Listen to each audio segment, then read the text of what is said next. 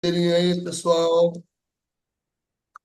Deixa eu ver aqui, coisa horrorosa eu. Sim, Bom, então, pessoal, vou pedir primeiro sino e uma saudação rotária ao pavilhão nacional, tá? E batemos palmas. Bom, como todos conhecem, o presidente atual, ele não segue muitos protocolos, mas segue o mínimo. Antes de iniciarmos a palestra da Miriam, quero fazer alguns comunicados. O Porto Maravilha vai fazer parte, todos já sabem, do Rotary Day, que vai ocorrer no dia 1º de março, na Quinta da Boa Vista, na área do Bioparque. E ontem houve uma reunião, vai haver mais duas videoconferências explicando, Marcelo, inclusive, pelo Tijuca, é um dos clubes. Bem, pela reunião de ontem, participarão 20 clubes. Inicialmente era um movimento de 4, 5 clubes, que era a coisa mais fechada, e virou um evento do distrito. Tanto é que a governadoria está entrando com 50% do custo das tendas. Então, o Rotary Porto Maravilha vai ter duas tendas, são tendas de 9 metros quadrados. Cada tenda vai ter duas mesas e três cadeiras. Então, nós vamos ter são duas tendas, vamos ter quatro mesas, duas e duas, e três cadeiras. O evento ocorrerá das 9 às 14 horas do dia 1º, tá? E tem uma série de detalhamentos que eu não vou entrar muito nesse detalhamento, mas o que é fundamental colocar aqui? Uma das tendas, nós vamos focar somente no banco de leite materno. Quem está na frente disso tudo é o Roberto, e já ontem nós tivemos uma call. Ele está coordenando tudo. Quem vai fazer exposição é o pessoal do leite materno. Vão ter lá, ah, vou chamar de presidente, não sei quem que é, a responsável pelo banco de leite materno aqui do hospital dos servidores vai estar lá. Vão estar enfermeiros. Nós vamos nessas duas mesas colocar lá tipo de potes onde se guarda o leite, vai ter exemplo de acessórios. Então, é um trabalho, porque, como já foi falado várias vezes, o leite, o banco de leite é tão importante quanto um banco de sangue, porque são mulheres que, de repente, tiveram filhos, têm sua deficiência, ou uma criança que precisa do leite materno e a mãe, infelizmente, não tem. E o leite materno, todos sabem, é o melhor alimento. Então, é importante. Leite materno é uma campanha, uma campanha do governo federal. Existem hospitais, uma rede no Brasil inteiro, e é importante as pessoas saberem que podem doar como receber. Então, uma barraca vai ficar dedicada exclusivamente ao banco de leite materno.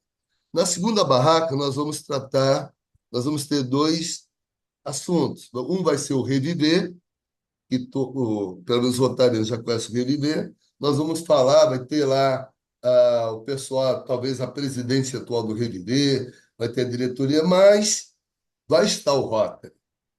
E as pessoas podem até, na barraca, perguntar o seguinte: Ei, eu gostaria de ser rotariano, como que eu faço? Então, já adiantando, do nosso clube, se tiver alguns voluntários que queiram participar no dia, ainda depois eu vou dar todo o detalhamento, mas não precisa se manifestar agora. Então, é importante, o Rotary Day vai ser dia 1º, daqui a 2 semanas, e é um evento hoje do distrito. O nosso clube já pagou as duas barracas, tá? Vamos ter que preparar ainda material de divulgação, e antes do dia 27, que é o nosso presencial, nós vamos ter uma reunião de conselho, que eu vou propor inicialmente, vai ser uma call, para a gente ratificar o que vamos fazer nesse evento do Rotary Day. Nós temos que chegar lá entre 7, 7h30, por quê? O Bioparque ele abre às 9 horas. Então, quando abrir ao público, tem que estar tudo preparado. vamos ter no momento, 25 barracas, tendas do Rotary. Uma vai ser da governadoria, a outra vai ser dos. Ô, Marcelo, me complementa aí, o pessoal do intercâmbio. Nós vamos ter 15 intercambistas de vários países que nesse momento estão no Brasil. Então, eles vão ter uma tenda que eles vão ficar lá, o pessoal conhecer Rota. E é uma oportunidade também para as pessoas, quem sabe, visitarem os clubes, não ter nenhum compromisso. Então, é um evento de Rota. E, para outro momento, a gente vai falar melhor. Na reunião do dia 27 de fevereiro agora, que é daqui a 2 quinta-feiras, o assunto vai ser instrução rotária, principalmente para os novos companheiros, para saber um pouco mais do que é Rotary, como que é o ritual de uma reunião rotária e vai por aí afora. Bem, a Carmelinda está aí que eu vi. Eu abro a palavra, não sei se a nossa secretária tem algum comunicado a fazer. Carmelinda, à vontade. Oi, Carmelinda. Abre teu microfone se tiver algum comunicado. O teu microfone está fechado. Carmelinda, oi. Teu microfone está Oi, fechado. oi, Oi, oi, oi. tudo Tudo bem. bem? Não, não tem nada de especial para comunicar, porque você já deu o assunto principal, que é o Rotary Day, né? Eu já coloquei na ata ontem todas as próximas reuniões que nós teremos e as palestras, né? A começar pela palestra presencial com o companheiro Roberto Silveira, no dia 26, Não é eu acho que palestra, é uma instrução rotária, hein? Corrigindo. é uma instrução rotária do Roberto Silveira, e no mês de março nós teremos a primeira reunião vai ser virtual. Não, a primeira coisa vai ser o Rotary Day, que é dia 1º, um sábado, e começa às 10h30, mas na Quinta da Boa Vista. E depois nós teremos a reunião com a primeira reunião, digamos, formal, que vai ser que vai ser, agora me perdi no dia. Mas, enfim, vai ser com a palestra da companheira Magna, a segurança por parte dos direitos humanos, dos direitos do cidadão. Vai ser uma palestra extremamente interessante. Teremos oportunidade de fazer mais publicação dela. Tá bom. E aproveita. Presidente, é isso, Tudo presidente. Não sei bem. se você viu a ata que eu mandei ontem, com todos esses Não, beleza, eu detalhes. ainda não li, não. Pessoal, Magda, rapidamente, entra lá depois no site Mário Avelino, tem a marchinha, quero, cidadão, como que é? Cidadão quer, que coisa horrorosa, quero ser cidadão, o nome da marchinha, tá?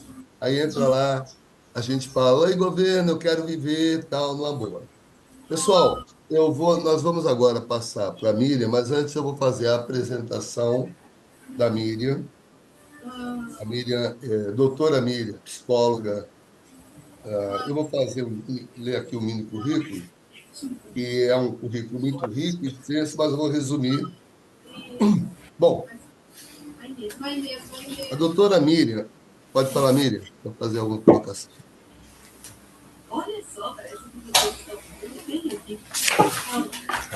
Bom, pessoal, então vamos lá. Ah, doutora Miriam é uma profissional de sólida formação acadêmica e ampla experiência nas áreas clínicas, institucional e psicoeducacional. Uma trajetória construída a partir da psicanálise, articulada às práticas contemporâneas em saúde mental, que sustenta uma atuação ética, crítica e atualizada. Graduado em psicologia pela Universidade Veiga de Almeida em 2004, fez pós-graduação em teoria psicanalítica e prática clínico institucional em 2006 e MBA em gestão de recursos humanos em 2006. Em 2008, MBA de recursos humanos. ou seja, ampliando a inserção dela no campo organizacional e institucional. Ao longo desses anos, ela tem investido continuamente na formação em áreas de maior complexidade clínica, com especialização em psicoterapia de casal e família pela PUC-Rio, pós-graduação em suicidologia, prevenção, pós-venção, eita nós, e políticas públicas pelo IPES, IPPES, deve ser instituto, depois ela pode explicar melhor.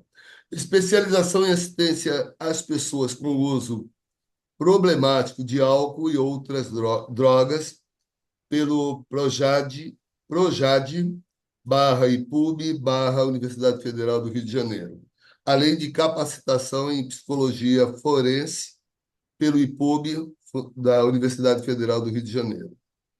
Atualmente é pós-graduada em transtornos alimentares pela PUC-Rio, com conclusão prevista para dezembro deste ano, aprofundando a atuação dela na clínica dos sintomas contemporâneos e nas expressões do sofrimento psíquico vinculadas ao corpo.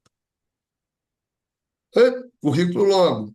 Bom, tem uma trajetória, inclui a experiência em psicologia clínica hospitalar com atuação voluntária e é importante na Santa Casa da Misericórdia do Rio de Janeiro e em outras instituições como como que é? Fala aí, Frei Miriam. Luiz. Frei Luiz. E eu sei disso porque ela faz sessões lá de psicologia totalmente free, pessoal. Se não quiserem contratar e pagar, vocês vão no Frei Luiz, pegam a senha e aí entram na fila que é longa. Talvez para o ano que vem eu sugiro que vocês paguem, o atendimento vai ser mais rápido. Bom, e tudo isso proporciona contato próximo com demandas diversas e contextos de vulnerabilidade. Destaco ainda as especializações no voluntariado, que eu já citei, trabalho clínico, que desenvolve em atendimentos individuais e em grupos com famílias. Estou terminando, hein, gente? Ela integra vários grupos de estudo e pesquisa em cuidados paliativos da Fiocruz. Por sinal, já participou de tiroteios lá, de ter que se jogar no chão.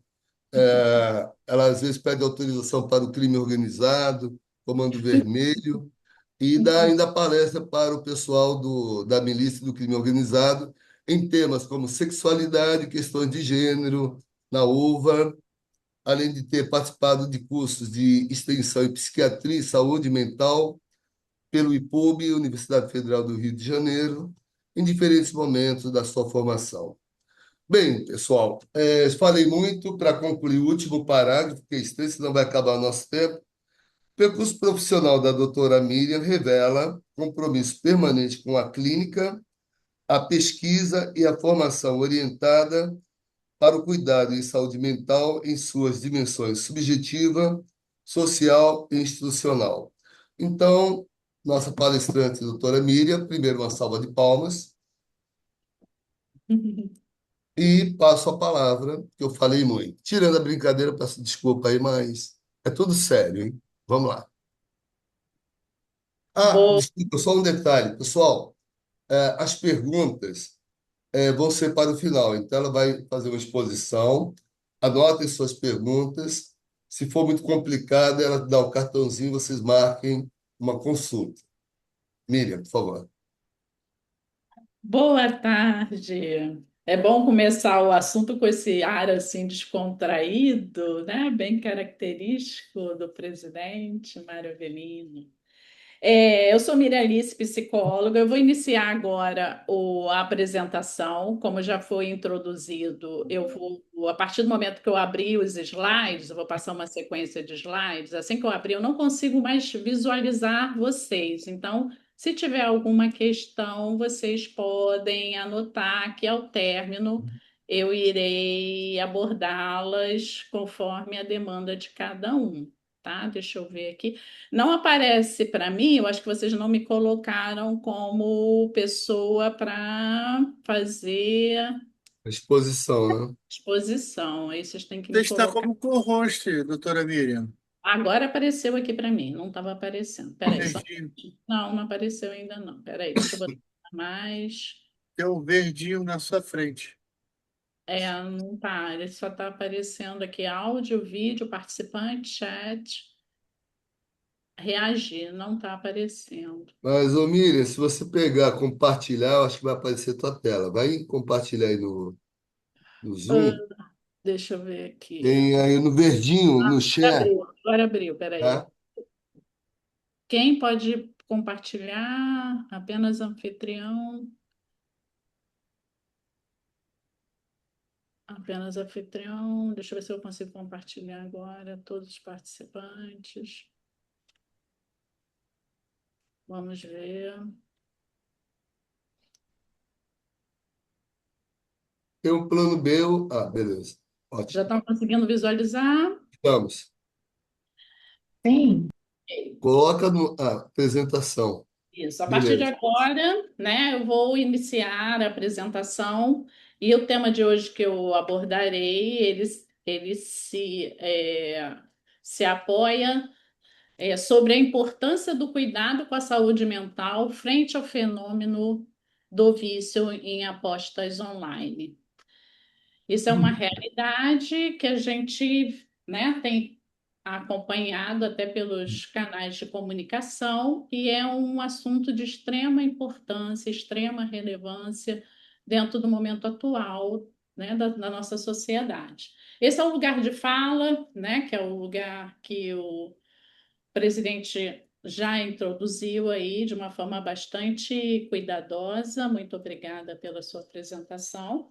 E aqui eu trago a proposta do que eu vou apresentar para vocês, né? Sempre se ouve falar em saúde mental, então vamos entender o que que é saúde mental. A proposta é promover essa reflexão sobre a importância do cuidado, assim como refletir sobre o crescente sofrimento psíquico na atualidade. O objetivo é fortalecer redes de apoio, né? E o Rotary é um espaço muito importante para poder pensar sobre ações. E o propósito é afirmar que cuidar da mente é essencial e precisa ser considerada as múltiplas realidades humanas, né? Segundo a Organização Mundial de Saúde, saúde mental, ela pode ser entendida como um espaço. Aqui tá congelando, está aparecendo sempre para eu admitir alguém. Você pode admitir, por favor? Que aí aparece na minha tela. Então, segundo a Organização Mundial de Saúde, saúde mental é o espaço de você poder cuidar da saúde, né? Não é, a gente não fala do adoecimento, a gente fala do cuidado. Então, por que que é importante desestigmatizar o cuidado em saúde mental? Existe muito preconceito, existe a psicofobia, que é uma fobia direcionada aos transtornos mentais, aos portadores, né, das pessoas que são afetadas por esses transtornos. E devido a isso, isso provoca o quê? Um silenciamento dessa dor emocional, que traz sintomas, inclusive orgânicos, além dos sintomas sociais. Então, a partir do preconceito, que isso desencadeia uma psicofobia, né, que é uma aversão a esse tema, e isso gera o quê como consequência? Um silenciamento para quem sofre de qualquer uma das afetações em nível de saúde mental. É importante combater, refletir, né, sobre o desrespeito ao espaço de elaborações de luto. Hoje, dentro da nossa sociedade, as pessoas não estão tendo espaço para poder falar das suas dores, para poder viver o seu momento. Tudo precisa ser elaborado, tudo precisa ser superado imediatamente, para tudo existe uma medicalização. Então, poder problematizar isso, essa banalização do sofrimento, alertar para essa resistência da busca de ajuda, muitas vezes devido a esse preconceito, a esse estigma que é muito provocado pelo julgamento social, o que acarreta em isolamento. Analisar como a exigência constante do desempenho, e a gente fala do mercado de trabalho, da sociedade em si, né, da produtividade, ela impacta na constituição subjetiva e também no acarretamento de sofrimento. O crescente sofrimento psíquico na atualidade, ela é marcada por quê? Pela hiperconectividade, exigência de desempenho, comparação constante, principalmente devido às mídias, Instagram, TikTok. Todas as pessoas estão o tempo todo postando altas performances e as pessoas ficam extremamente intimidadas com essas comparações com modelos muitas vezes inalcançáveis. Uma instabilidade econômica que todos nós estamos sendo, né, continuamente afetados em âmbito de Brasil, em âmbito de mundo, e essa fragilidade dos vínculos, onde as pessoas não têm tempo para olhar, para colher, para ouvir e para construir relações fortes, né? Então, devido a todas essas características da nossa atualidade, nós temos percebido e constatado, através, né, de números, estatisticamente falando, os índices de ansiedade, depressão, comportamentos autodestrutivos tendem a aumentar a cada ano. E isso tem sido uma crescente se nada acontecer de diferente para modificar essa dinâmica. O sofrimento torna-se mais visível, mas também mais medicalizado. E isso é uma questão que a gente precisa desconstruir. A gente está percebendo esse sofrimento, isso é uma constatação, indicativos trazem isso, mas ele está sendo medicalizado e muitas vezes individualizado, né? E o que eu estou convidando hoje para podermos refletir é quanto isso é construído no coletivo e quanto que a gente precisa de espaço de fala e de cuidado e não de medicalização e de anestesiamento, como eu vou trazer agora uma alta demanda de consultório que tem crescido muito, que é o crescimento acelerado das apostas online. Primeiro, pelo fácil acesso e contínuo contato, que é pelo celular, um forte investimento da publicidade e um discurso de diversão e ganho rápido, ganho financeiro, né?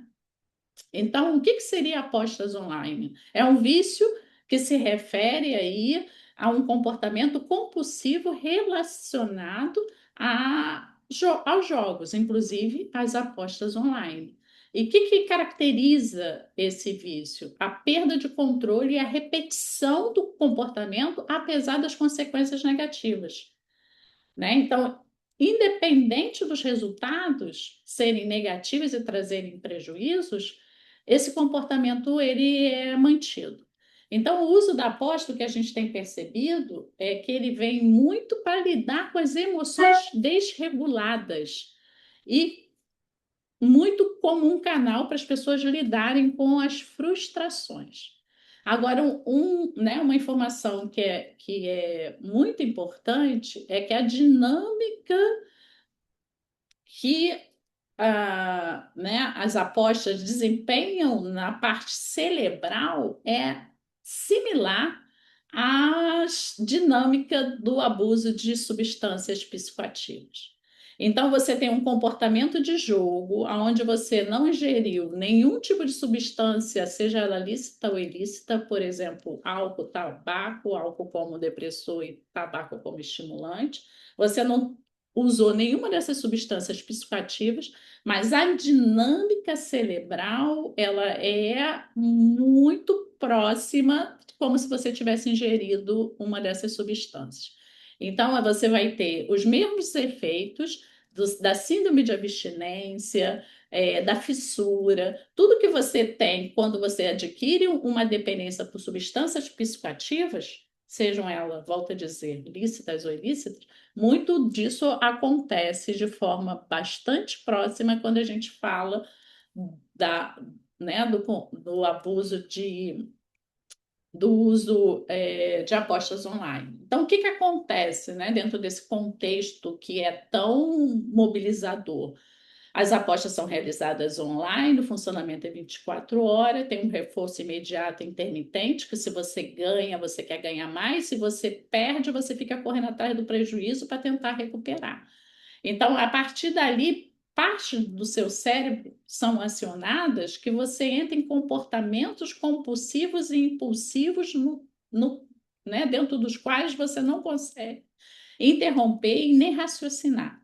É um alto potencial de comportamento compulsivo, que é inclusive socialmente incentivado, associado a lazer, pertencimento e relaxamento, muitas vezes usado como regulador emocional. É uma estratégia psíquica de evitação da angústia. Então, a gente começa a falar de um adoecimento que a pessoa tende a apresentar dentro das suas questões pessoais, que, como acontece com álcool e outras drogas, a questão do jogo patológico ou do vício em jogos, e a gente pode abrir um leque, mas especificamente hoje a gente vai falar de apostas online.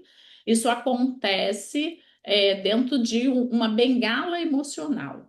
Então, a gente tem aí uma estratégia psíquica de evitação da angústia, tentativa de controle frente à imprevisibilidade da vida e o risco do uso abusivo e da dependência.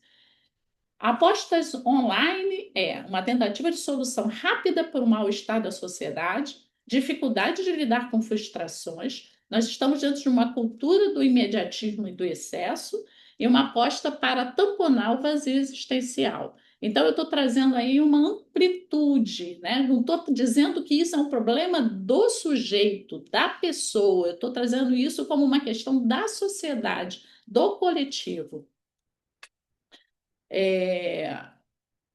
O que que a gente vê como como um início dentro das propagandas, dentro da primeira procura, é uma tentativa de solução rápida para o mal-estar, que tem muito a ver com endividamento, com a questão de querer se apoiarem, né, em um conforto financeiro, a cultura do imediatismo, e aí a gente volta a falar desse vazio existencial, né? Estudos apontam maior vulnerabilidade em regiões com maior desigualdade social. E aí a gente começa a perceber que qual é o público que se torna mais vulnerável. E aí a gente percebe pelas pesquisas que a gente começa a falar das classes menos favoráveis. Acontece também com jovens e adolescentes, que são pessoas que têm ali toda a parte neural ainda em desenvolvimento, que não está maturado e que é muito movido pelo impulso. Pessoas em sofrimento psíquico, pessoas com dificuldade de controle dos impulsos e contextos de vulnerabilidade social ou financeira. Então, a gente vai construindo toda uma perspectiva para entender por que esse fenômeno. E eu vou trazer dados para vocês perceberem o quanto que isso já está bem ampliado, embora muitas pessoas não tenham contato com essa realidade. Por que pode viciar? Traz controle, uma ilusão de controle, de previsibilidade, sistema de recompensa imprevisível, né? Você vai cada vez jogando sem ter noção do resultado, que aumenta a ansiedade e da vulnerabilidade depressiva. É uma ativação intensa do circuito de prazer dopaminérgico que cada pessoa tem dentro do seu, né? do seu corpo, da sua mente. Embora não envolva uma substância química, as apostas ativam no cérebro mecanismos semelhantes ao uso de drogas, que pode gerar dependência, perda de controle e sofrimento psíquico significativo. Como o vício se instala, né? Como eu já falei, ele aciona partes do cérebro que tocam ali no sistema da recompensa, o sistema límbico. né? E aí tem toda a parte dopaminérgica que vai atuar, o que é extremamente motivador e reforçador, né? As perdas não interrompem o comportamento e o fácil acesso favorece a repetição. Então, eu trago aqui uma imagem para vocês verem como isso atua no cérebro, para dar uma parte visual do tudo que eu estou falando, que vai afetar descontrole e compulsão, prejuízos cognitivos a partir de um jogo, né? E aí, esse vício em jogo, ele já tem um nome científico, ele é chamado de ludopatia. Ludo quer dizer brincadeira, empatia, adoecimento, que vem disso, um desejo incontrolável e compulsivo de jogar. Pessoas que sofrem desse transtorno não conseguem parar de apostar, mesmo quando sofrem prejuízos. E aí tem um grande fator que a gente precisa ressaltar. Quando o jogo deixa de ser escolha e passa a ser necessidade, já não estamos falando de entretenimento, estamos falando de sofrimento. Exemplos práticos, né? Apostar pequenas quantias apenas por diversão, mas aumentar gradualmente. Tentar recuperar perdas apostando novamente. É aquele efeito perseguição do prejuízo. Pô, perdi R$ 500, eu preciso recuperar isso. Passar longos períodos no celular acompanhando jogos, e não são só jogos, são vídeos que ensinam como jogar. Mentir para familiares sobre o tempo ou o dinheiro gasto e continuar apostando mesmo diante de dívidas. Esses comportamentos indicam que a aposta deixou de ser recreativa. E aí a gente começa a ter um problema. Aí eu trago indicadores de alerta, notícias, né? E embaixo eu tenho os links. Se alguém se interessar, eu posso encaminhar a posteriori, é só me pedirem. Jogos de azar já são questão de saúde pública. Quase 11 milhões de brasileiros enfrentam problemas. E aí eu vou trazer alguns casos que eu já atendi, né? Eu acolhi, como, né, o presidente falou, eu faço trabalho voluntário, e num desses eu acolhi um casal que veio me trazer essa questão com um filho, que o filho é, foi fazendo aposta, como eu já apresentei, é algo que não é compartilhado, é feito no silêncio, e a pessoa tenta resolver isso no silêncio, e aí arrumou um endividamento, e aí foi pedir dinheiro para a agiota. No fim, o agiota já estava pressionando a família teve que vender o carro para pagar o agiota, e as dívidas não terminaram, tiveram que pegar financiamento para poder dividir em parcelas e pagar. Então, isso é um impacto muito profundo e que está acontecendo de uma forma muito presente, né? Então, essa notícia está no Globo, né, com o boom das apostas online, o vício rivaliza com o tabaco e com o álcool e desafia a saúde pública. Esse é um outro noticiário, esse é na CBN, que eles trazem que né, as pessoas que são afetadas, principalmente são os adolescentes, mas também já temos estudos dos idosos. Tem esse caso aqui que é muito interessante de um jovem que largou a faculdade. E aí, quando ele entra, né, dentro desse, tem vários outros depoimentos de pessoas que trazem isso, porque endividaram e começaram a ter que o dinheiro que eles tinham da faculdade, eles tiveram que começar a pagar, usar para jogar ou para pagar as dívidas do jogo.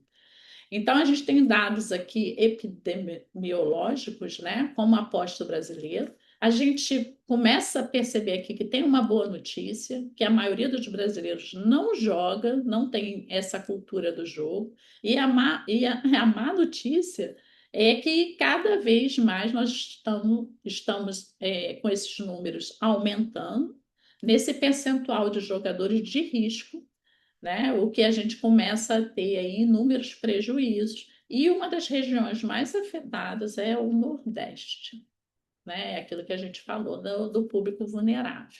Esclarecimentos importantes, né? Eu não estou aqui para demonizar o jogo, mas também é para esclarecer que ele não é o salvador, né? Nem toda aposta é vício, mas toda aposta envolve risco.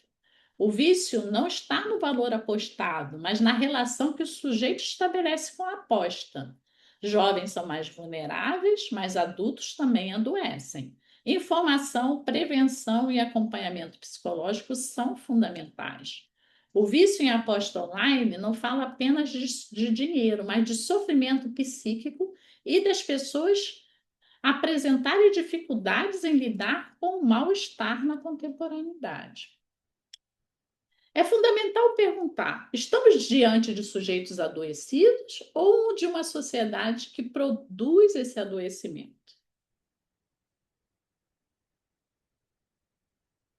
Uma pausa. E para isso é necessário conhecer os desafios, né? A gente tem um levantamento inédito no Ministério da Justiça e Segurança Pública que traz esse tema, falando desse risco da dependência, da tolerância e até da abstinência, que isso é uma dinâmica muito comum em álcool e outras drogas. Se vocês quiserem, depois eu encaminho os links, né? E para focar nas possibilidades. E cuidar da saúde mental é cuidar de hábito, de rotina, de autonomia. E esse cuidado ele deve ser de janeiro em janeiro. Por que de janeiro a janeiro? Em janeiro a gente escuta muito falar, né? O mês de promoção ao cuidado da saúde mental. Mas não é só em janeiro, é de janeiro a janeiro, durante todos os anos, todos os dias, todos os meses.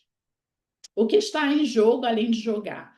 Regulação emocional, tentativa de aliviar a ansiedade, angústia ou vazio existencial, busca do controle em contexto de impotência, sensação momentânea de prazer, excitação ou pertencimento. A aposta em jogos funciona muitas vezes como recurso psíquico para a pessoa lidar com as suas fragilidades. As consequências possíveis: endividamento e prejuízo, ansiedade, depressão e culpa. Eu tenho um paciente que ele trouxe, né, que o porteiro do prédio da mãe dele se suicidou. Por quê? Porque ele estava com um alto endividamento e ele entrou dentro de um quadro de depressão e veio a se suicidar. Então, a gente está falando de um problema de saúde pública. Isso não é um problema individual. Somente. A gente precisa ter um espaço para poder pensar de uma forma coletiva, né? Então, quais são os impactos? A gente falou da questão do endividamento, né? A gente falou que isso não é um problema isolado, individual, ele reverbera na rede né, de convivência da pessoa, ela gera quebra de confiança,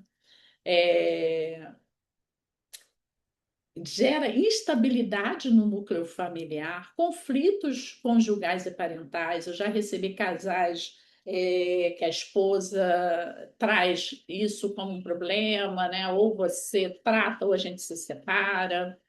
Inversões de papéis e sobrecarga emocional de outros membros. O que quer dizer isso, né? Na terapia de família, a gente chama isso de parentalização. É quando os pais saem da função deles de cuidar da família e os filhos têm que assumir, porque os pais estão adoecidos, né? E aí os filhos começam a cuidar dos pais. Naturalização do comportamento pelas crianças e adolescentes de jogos, é até estimulado. Muitas vezes os pais dão o celular para a criança poder jogar porque quer trabalhar, porque quer conversar, porque quer se divertir. Então, poder problematizar isso, né? E isso é um sofrimento silencioso de muitos familiares que ficam envergonhados de trazer isso e poder falar. O que estamos oferecendo aos nossos jovens como promessa de futuro, né? E aí a gente vai falar de políticas públicas. O que já está sendo possível pensar, né, sobre cuidado frente à ludopatia? E isso tem muita importância, esse trabalho que a gente está fazendo aqui, né? E a importância, a relevância do Rotary abrir esse espaço. para que a gente possa tornar isso coletivo e isso possa gerar políticas públicas. Reconhecer o transtorno como uma questão de saúde pública, regular o mercado de aposta para reduzir riscos, criar políticas municipais de atenção ao problema, ampliar o atendimento via serviços de saúde, inclusive do SUS, né? Debater formas mais amplas de prevenção e conscientização, é o que a gente está fazendo aqui. No entanto, especialistas da área apontam que ainda faltam políticas mais expressivas, especialmente no que se refere à prevenção nas escolas, campanhas educativas amplas e suporte para as pessoas afetadas. O que a gente já tem de medidas governamentais? A Lei 14.790/2023, que já vem regulando né, o jogo. Tem a plataforma de autoexclusão da Via Gov.br. Para quem tem problemas, você vai lá na plataforma e pede para excluir os seus dados, você não recebe. Hoje mesmo eu recebi um aqui, quer ver? E esse, né, bombardeando de uma forma bastante frequente. Eu recebi um, como eu recebo vários, né? Assim, Miriam, parabéns, você ganhou até 200 rodadas grátis por dia na Betão. Jogue com responsabilidade, mais 18. Então, se eu estou falando com criança e adolescente, ou se eu estou falando com uma pessoa que já tem um problema, ela vai dizer assim, cara, dou 200 apostas grátis. E geralmente ganha. Aí a pessoa começa a entrar num ciclo depois de perdas, né? É, ter regras para publicidades, discussão sobre restrição dos benefícios sociais. Né? Inclusive, tem agora a proibição de se usar, tem medidas de controle para pessoas que recebem o cartão cidadão não usar esse cartão para isso. Então, a gente vem com a proposta do cartão é para suprir necessidades, não é um dinheiro que você vai usar para finalidades de risco econômico. Então, eles criaram mecanismo do CPF da pessoa que recebe benefício não poder usar esse dinheiro para apostas.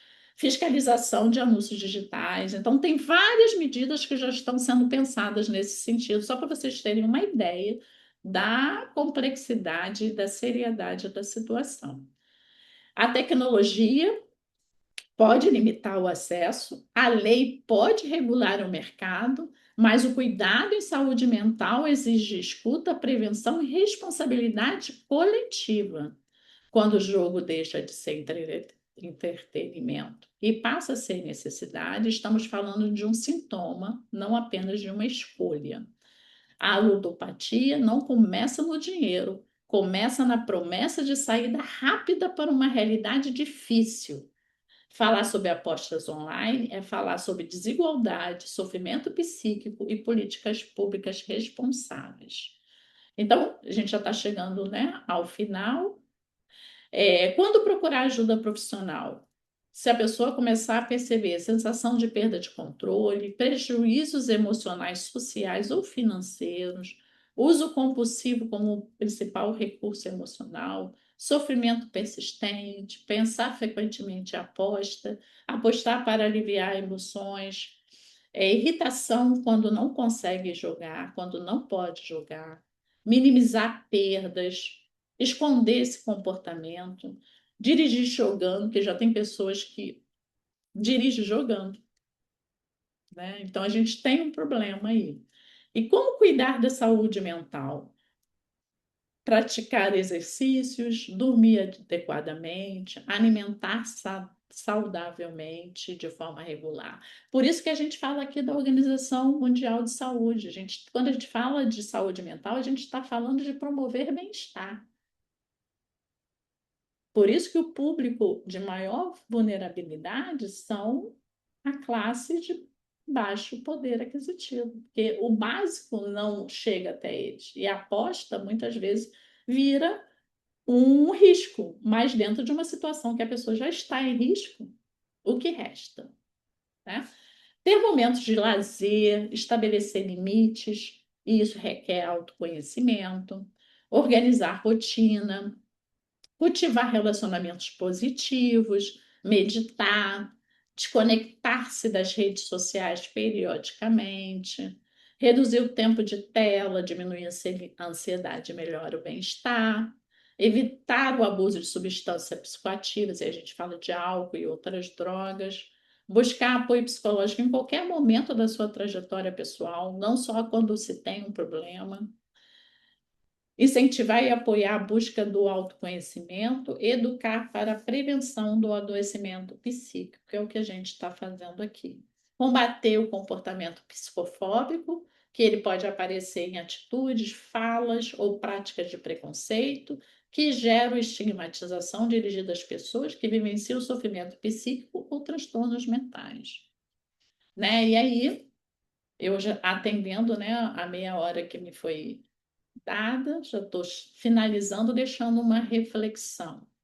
Quando o jogo deixa de ser lazer, é a vida que começa a se perder.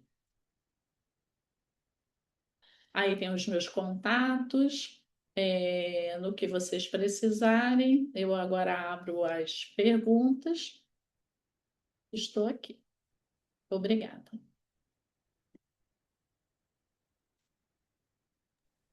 Pessoal, vamos pedir primeiro uma salva de palmas à doutora Miriam e aí vamos abrir as perguntas.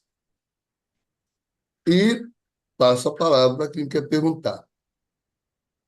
Levanta a mãozinha, alguém quer fazer alguma pergunta? Nobody.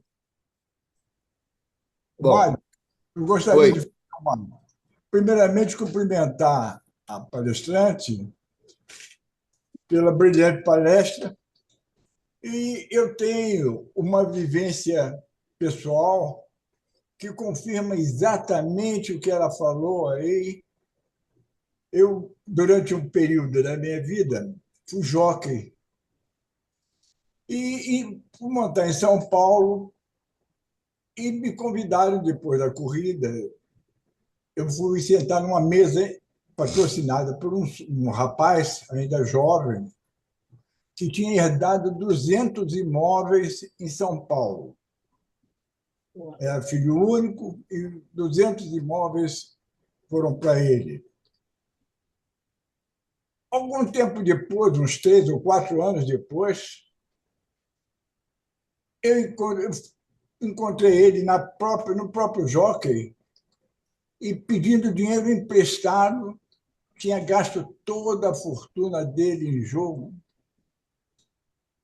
porque, motivado pela vaidade, eu não sei, uma compulsão que ele tem, gastou todo o dinheiro, todo o patrimônio, ele assinava promissórias, fazia cheques, e todo o patrimônio imobiliário dele, que ele havia herdado, tinha ido embora com o jogo. Ele não tinha condição de se controlar.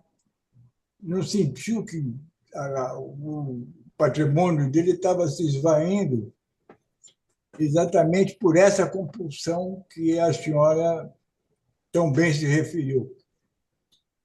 E está certo, tudo que foi dito aí está perfeito.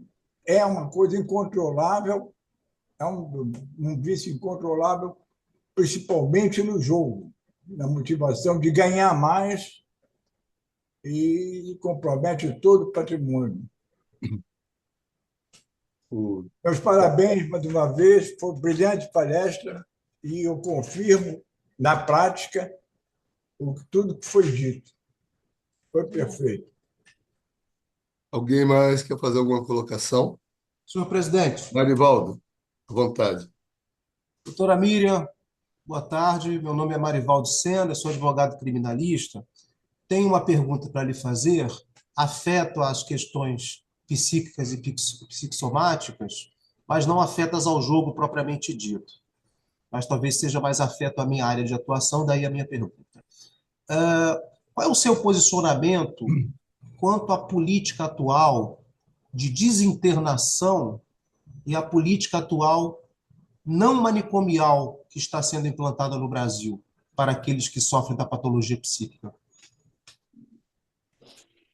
É, advogado Carlos, não é isso? Não, É Marivaldo. meu nome é Marivaldo. Marivaldo. Estou aqui ao lado do Dr. Carlos, mas o meu nome é Marivaldo Sena. Ok, Marivaldo Sena. O que você está trazendo? A política pública atual do Brasil, a gente não tem essa perspectiva, né, do confinamento, da institucionalização da pessoa. A gente faz o cuidado em liberdade a partir do suporte ambulatorial, que nós estamos apoiados nos direitos humanos, que todo cuidado deve ser em liberdade e não ter a questão do isolamento, confinamento, prisão, né, da pessoa que está adoecida, que precisa de tratamento. Então, a nossa política pública atual, ela está alinhada com os direitos humanos. Nós precisamos tratar em liberdade. Agora, se a pessoa estiver em sofrimento crítico, estiver em questão de surto, construído todo um protocolo para que a pessoa ela possa ter o espaço de cuidado, mesmo que isso envolva ela ficar alguns dias sob cuidado, para que ela possa se estabilizar. Mas o tratamento contínuo, ele é feito em liberdade, porque a gente não trabalha sob a lógica manicomial. Então, para quem entende, né, um pouquinho do que eu estou falando, acredito que deu para entender a complexidade desse tema, né? Esse tema que ele trouxe é um debate grande que existe, entre principalmente álcool e outras drogas, né? A gente faz a questão das comunidades terapêuticas, a gente faz a questão do cannabis. Tem uma discussão aí que a gente pode trazer para um outro momento, que ele é pertinente, é muito interessante, mas dentro do que foi possível falar aqui, eu acredito que todos conseguiram compreender. Se ficou alguma dúvida. Obrigado, muito obrigado. Queria fazer uma pergunta, tudo bom? Primeiro, agradecer que foi maravilhosa a apresentação e dar um relato de um amigo meu pessoal que há muitos anos atrás fez um tratamento para jogos, porque ele perdeu não só tudo que tinha fisicamente, como também acabou que a família não aguentou todo o período de tratamento dele e ele ficou muito abalado em relação a isso, mas quando eu conheci, ele já estava em tratamento, as filhas ajudavam, mas o que me deixou muito atenta ao caso dele é que, num determinado momento, ele percebeu que ele não podia ter contato com jogo nenhum. Então, na época, nós jogávamos vôlei, jogávamos handebol, ele não podia, cartas, ele não podia, dominó, ele não podia. Nenhum tipo de jogo ele podia participar, né? Ele até às vezes queria estar junto, porque fazia parte do tratamento, ele está próximo, mas não se envolver, para que ele não reincidisse na questão, né? Regina, muito importante isso que você traz, porque isso reafirma aquilo que eu falei ainda há pouco, né? É muito parecido com o que acontece com o dependente, por exemplo, de álcool. O, quem entra na proposta da abstinência total não toma mais álcool. E aí, como que é essa interação no social? Muitas vezes fica prejudicada, né? Por isso que a gente precisa trabalhar com uma sociedade mais inclusiva. A gente pode criar alguns encontros que o álcool não tenha se a pessoa tem problema com álcool. A gente pode criar alguns encontros para que a pessoa participe se ela tem problema com jogos, que não seja só no campo dos jogos. Porque aquilo que acontece quando a pessoa entende que ela tem uma compulsão, que ela não consegue lidar com esse estímulo, porque ele é tomado, né, por um impulso, e quando começa não consegue parar, então ele não começa. Eu acompanho muitas pessoas com essa questão, né? Tanto de álcool e outras drogas, como de sexo compulsivo, como com pornografia, com prostituição, é, questão de cartão de crédito, compras. Então, o que que a gente faz quando a gente está fazendo um tratamento? É criar estratégias, né? Tem o sexo compulsivo, tem apostas online, tem transtorno alimentar. Quer ver uma coisa difícil de trabalhar, que é, né, é a especialização que eu estou fazendo atualmente, é transtorno alimentar, porque a gente, ah, é só não jogar. E quando a gente fala de comida? Quando a gente fala de açúcar, porque a gente está falando de estimulante, açúcar é um estimulante. Quando a gente fala de jogo, a gente está falando né, isso estimula sinapse, hormônios internos, dopamina, serotonina, aumenta um alto nível, a pessoa precisa ter estratégias para lidar com aquilo. Depois da doença instalada, a pessoa entende, e muitas vezes entende que se tem uma compulsão num comportamento, tem que tomar muito cuidado para não ter nas outras. Se eu já entendi. Eu trabalho muito com um grupo de mutua ajuda, eu sou profissional amiga de AA, então eu faço muitas palestras para esses grupos também. Então, semana passada eu fiz esse mesmo tema, eu fiz com o AA e ele falou, uma das pessoas trouxe isso, né, Miriam? Eu sou uma compulsiva, né? E eu comecei com o jogo. Comecei com o jogo, consegui parar, com álcool foi meu grande problema. E aí eu já entendi que a minha dinâmica vai para esse lado, então eu já começo a tomar muito cuidado com esses comportamentos. Eu preciso ter muito suporte para eu não me ver criando prejuízo, porque o prejuízo pode ser financeiro, o prejuízo pode ser para a saúde da pessoa, pode ser para a saúde da outra pessoa, das relações. Eu estava dando a palestra no grupo do A, aí teve uma mãe que falou assim: Miriam, o que você falou foi para mim. E ela é de São Paulo, o grupo é de São Paulo, né? Eu falo para o Brasil todo. Então eu não conhecia essa pessoa, eu estava falando e ela falou: Isso é para mim.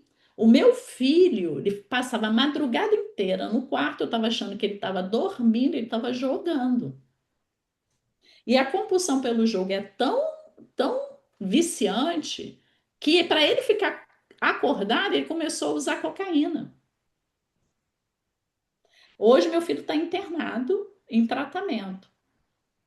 Então, para ele manter ali, ficar ligado 24 horas, ele começou a usar cocaína. Então, a gente está falando de um problema muito sério, né? O caso que o nosso amigo trouxe, o Carlos, ele estava falando do Jockey Club. Sim, o Jockey Club é qualquer, né? Como eu falei, loteria, são apostas, tem riscos. Mas quando a gente fala do online, a gente fala muito especificamente de um público que já está em grande vulnerabilidade, pelo fácil acesso, por ser no celular. Porque quando você vai para o Jockey Club, né, você tem um horário que abre, tem um horário que fecha, tem todo um ritual. Quando a gente fala de celular, tá ali na tua mão de noite e de dia, 24 horas. Se acabou o seu crédito, olha que situação. A pessoa está pegando dinheiro com a agiota. Semana passada, teve uma mãe que me ligou, ela falou assim, Miriam, eu preciso muito conversar com você, porque meu filho, na primeira semana que ele recebeu o salário dele, ele já gastou tudo. E agora ele está desesperado. Porque sim, eu já vi pessoa falando assim, cara, essa semana eu ganhei 5.000. Mas na semana seguinte eu perdi. Aí depois entra num ciclo de recuperar. Então a gente está falando de um problema muito sério que eu tenho escutado muitos relatos, até porque eu tenho falado, né, em outras instituições, em outros espaços, já escrevi sobre isso, então chega muito material para mim sobre esse tema. Então é muito importante, sim, né, Regina, a gente poder criar espaços, inclusive para as pessoas que verbalizam que tem esse problema, tá? Obrigada. Miriam, eu vou querer, que aí, como o tempo já está esgotando, queria fazer duas perguntas. Você até já citou, da mesma forma que existem os alcoólatras anônimos, já Concordo. existem instituições dos viciados, vamos dizer, os jogadores anônimos, Tem. endereços disponíveis, isso daí existe. Tem sim. Tem os alcoólicos anônimos, tem os narcóticos anônimos, né? Tem os. Me fugiu o nome, é PA, né? Me fugiu o nome, eu vou lembrar. Que é para apostas também. Jogadores anônimos, né? Jogadores anônimos. E existe também, todos eles são pautados, né, na programação dos 12 passos, que começou com os alcoólicos anônimos e depois isso foi se adaptando é, às outras compulsões. Tem também os compulsivos por sexo, tem, para todas essas compulsões, tem grupos de mútua ajuda, né? Então a gente E, tem todas essas realidades, sim, pautadas dentro dessa problemática de suporte. Então, e, a, indicar. se- Desculpa, tá. pode. E a segunda questão, bom, tem um filho, tem 5 anos, e ele tem um tablet, de vez em quando até pega o meu celular, e criança é tudo infantil. Mas hoje tem muito joguinho infantil e o que eu estou vendo é ele, de vez em quando, vou abaixar o jogo para ele, aí tá pedindo já o cartão de crédito lá, eu corto. Aí eu antes estava com ele e falou: Ah, pai, tem um joguinho que eu queria comprar um peixinho, mas tem que comprar, tem que pagar. Cara, e então, da tua exposição, os caras estão viciando já desde a infância, porque de repente a criança está lá, de vez em quando eu ligo para ele. Aí, pai, eu tô aqui no meu tablet. Porra, cara, tô te ligando e então é uma coisa que eles estão viciando, já Sim. joguinhos inocentes de criança, mas já criando o vício do jogo. Qual a tua colocação em cima disso? Quais os cuidados aí para os pais, criança? Eu sei que hoje já tem campanha, não dê um celular antes dos 13, 15 anos, proibição de celular na escola, mas, cara, qual é os cuidados, assim, resumidamente? Tira o celular, tira o tablet, acabou todo.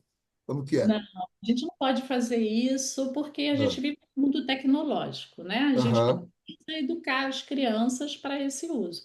Mas esse uso ele precisa ser monitorado. Ele nunca pode substituir a presença dos pais. O que a gente vê hoje são os pais colocando o aparelho nesse lugar de dar limite para o filho. O filho está fazendo bagunça, dá o aparelho. Eu quero estudar, dá o aparelho. E não é para isso, para filho dar trabalho, filho que requer atenção, requer limite. E quando for fazer algum tipo de incursão, né, no mundo tecnológico, o pai está presente. Estou vendo, principalmente nessa idade tão novinha, 5 anos, né? No meu celular, criança dessa idade não tem celular. No meu celular, eu vou ver esse desenho com você, eu vou assistir esse filme. É até para você poder pautar o que você concorda e o que você não concorda, porque os valores que tem que transmitir são os pais e não os desenhos, Valeu. tá? Pessoal, Eu só te falar assim, a família é ponto fundamental. Eu recebo muitos familiares para poder trazer exatamente isso que você trouxe, tá, presidente? O que que eu faço? E isso é muito importante, tá? bem, pessoal, são 1h34. Eu vou propor, quer dizer, vou fazer o encerramento. Primeiro, agradecer a doutora Miriam, uma palestra, como eu falei, importantíssima. Nós estamos falando de pandemia, de epidemia, pandemia, qual a diferença aí das duas? Só para rapidamente. É uma pandemia ou epidemia isso daí? Na verdade, a gente está falando de um fenômeno, né, de uma intensidade que, se a gente não tomar as devidas providências, vai ficar cada vez pior. Então, É, vocês viram, eu coloquei vários noticiários que estão alertando para isso, não é a Miriam que está falando, né? eu até tive a curiosidade de rapidamente entrar no Google. Tem essas bets da vida, o cara te dá 5.000 de crédito É. e vai por aí fora. E a agiota, como também essas casas, eles te dão crédito. Se não paga, eles vão procurar a família e até ameaça de morte, e morte mesmo. Sem contar os vários casos, como ela deu exemplo, de suicídio. Então, é uma questão que nós, como rotarianos, temos a obrigação, sim, de divulgar o máximo possível o vídeo da doutora Miriam, tá? E é só agradecer. E, pessoal, quem quiser marcar uma consulta, ela colocou lá no final da palestra lá o telefone, tá? Tem lá em todas as redes sociais, procurem Miriam Alice, doutora Miriam, psicóloga, e estão falando com uma profissional altamente gabaritada e experiente. Bem, eu vou pedir uma salva de palmas à doutora Miriam e vamos encerrar. Miriam, quer fazer mais alguma colocação, né? Você aí como palestrante, quer palavras finais? Eu quero agradecer, né, esse espaço para a gente poder abordar esse assunto tão importante, agradecer a troca, a cooperação de cada um, né, a confiança, as pessoas trazem relatos pessoais e me colocar à disposição, né, para a gente poder trabalhar outros temas, para a gente poder falar sobre saúde mental, sobre o cuidado com saúde mental. Podem contar comigo. Tem as minhas redes, tem o meu Instagram, tem meu YouTube, PC Miriam Alice. Então, no que vocês precisarem, palestras futuras, podem contar comigo, tá? Ok. Obrigada. Pessoal, então, agradecendo mais uma vez a doutora Miriam, vou só comunicar rapidamente, reforçando, dia 27, daqui a 2 quinta-feiras, teremos a nossa presencial. Vamos ter uma reunião antes, Macau, que nós vamos falar sobre o Rotary Day, que vai ser dia 1º no Bioparque. E é isso. Então, vou bater o sininho e vou pedir a todos a homenagem ao Pavilhão Nacional. Uma salva de palmas. E dar tchau, porque eu acho que muita gente está com fome aí e tal. É isso. Família, Obrigada. Tchau, obrigado, gente. Boa tarde. pessoal.